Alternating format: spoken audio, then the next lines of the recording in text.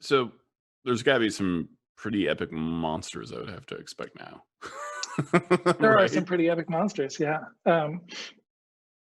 So we literally made a pass through every creature card printed for Theros blocks to see what needed to be on cards. The beauty is that D&D and Theros both draw from a lot of the same wells in Greek mythology. There's a lot of things in the monster manual already that you would expect to find in Theros. But we did a brief section talking about how certain monsters like Cyclopes, what their particular role in Theros is. There's a couple of additional stat blocks for monsters like Hydras, including one legendary Hydra, Pelukranos, who played a prominent role in the first Theros block story and cards. There's a build your own Chimera system. And then there's a couple of monsters that are designed to be. I have to interrupt you there. Build your own Is this like the Chimera system? Build-A-Bear version of Chimeras? I think of it more like the horrors in the Ravnica book that are basically here's the chassis and you can put different heads on it. So yeah, Build-A-Bear, I guess is right. TM. Oh, it's going to get real awesome. creepy. It's going to get so creepy. I can't wait for this. I can't wait to build my own Chimera. So Ben Petrosaur, when we were talking about chimeras and like, well, if we do that monster class, how do we kind of, because when you look at the magic card, every chimera's got a different array of heads, and so Ben went off into his meta bunker and just madly came up with all this cool stuff. And when he showed that to us, we were just like, oh my god, so fun. So yeah, such a fun list of tables, and that's kind of what I did for that day, was just like making chimeras one after the other. Like, man, this is cool.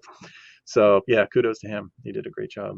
What other kind of epic monsters can we expect in this? Well, yeah, you can expect all the big bads that you see in the Magic sets. So, my favorite, of course, is Pelukranos, which is the world-destroying Hydra that shows up every now and then. It's an enormous, devastatingly awesome Hydra, and yeah, it's all statted out. They have these enormous stat blocks, and yeah, you can fight this thing at your own peril. But it also it's like it lines up with the vibe of Theros, that you're going to start out as a first level character. You're going to feel this pull of your destiny calling you. It's going to be an amazingly hard destiny to achieve, as are all good Greek destinies. Like, you've got to go get the golden fleece. You got to go, sail across this area and, go to the lair of the Medusa and steal something, or talk to her and try to, barter with her to get some secret. And then that leads to somewhere else. And you're going to go on this sort of pathway, this odyssey of the gods. And then eventually it's going to lead to something horrendously huge, like a Kraken or a Hydra, or some of these mythic beasts that we've got in here. Ben again has cooked up some amazing monsters to fight at that moment when your party is, your Argonauts have reached this 15th or 20th level, and now you can fight a monster that's of this mythic level. And there's this special system that's been designed on how to fight these mythic monsters, because they're basically giant kaiju, and you've got to figure out, like, it's not just the way you fight most D&D monsters. There's levels of, you defeat this and then this thing happens. So that is something that you, as a DM, you're going to get to feast on when you open this book and see those monsters, and you're going to, then start to plot, like, okay, that's the end game. Now build the path to it. We wanted to do something that, what does it mean if we want this mythic experience to kind of emulate a Greek hero taking on a monster, right out of myth, right? And so we created this mythic monster. We have three in this book that kind of show how an encounter could last beyond, a three turn encounter. That this is an experience by itself that evolves throughout the course of the encounter. And so these mythic monsters go through changes. They have like I don't think evolutions is the way to go, but they kind of change in some way that kind of you have to recalculate how you're going to deal with this thing as you're fighting them. And they're a ton of fun. And of course, you get your things like a mythic kraken, and they're I'm sold. yeah, that's it, right? Like, yep, get it, mythic kraken. This is a home run book. Got it. Yeah, so you basically apply almost a new monster type onto some other existing monster types. Like, so there is like a mythic version of a couple of these things. Yeah, I don't remember. I don't actually know how it ended up being tagged, if like mythic was a thing. But we know that basically what it is an action type. So there are kind of mythic actions that happen only if they have gone through that transformation.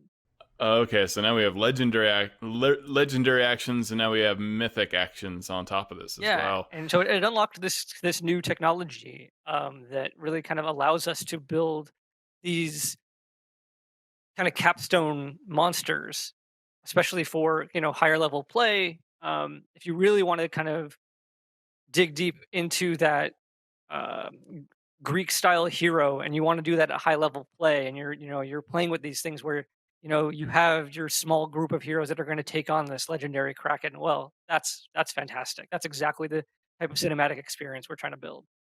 How many monsters are we looking at? I mean, this is insane because that's like my favorite part of one of my favorite parts of D&D are the monsters, and to have like a new monster system where monsters evolve over time, it's like a massively cool addition to D&D, and also making your own Hydra is pretty cool too. Yeah, I mean I think there's the 3 mythic monsters, and it kind of gives you a sense of like how they were built, and you can see it and like oh, and then from there create your own mythic monsters, and then there's just a ton of really high level super bad monsters. Like you get there's you get Pelucranos, you get I think Typhon.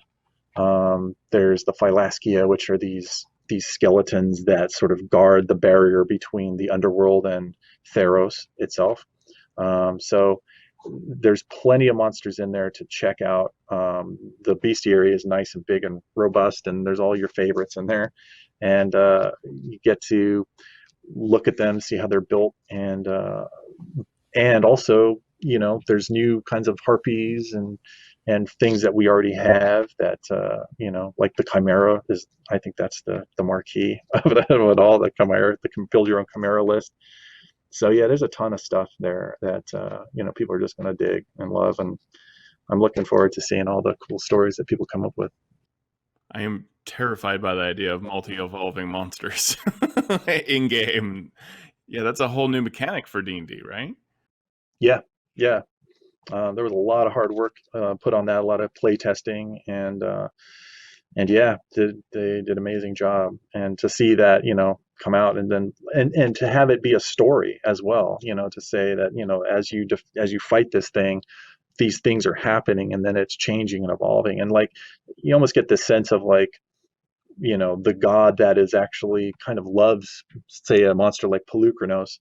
Whether that's Farrakha or whether that's Nylea or whoever it is that sort of that creature is their baby, and you're fighting it. The god is like putting energy into that to keep that thing alive, and also to test the champion and to say like, well, are you a hero enough to beat this thing? That because not only are you beating the monster, but you're also beating the god behind the monster, and sometimes like in all great Greek myths, we are the pawns that the gods are fighting each other with.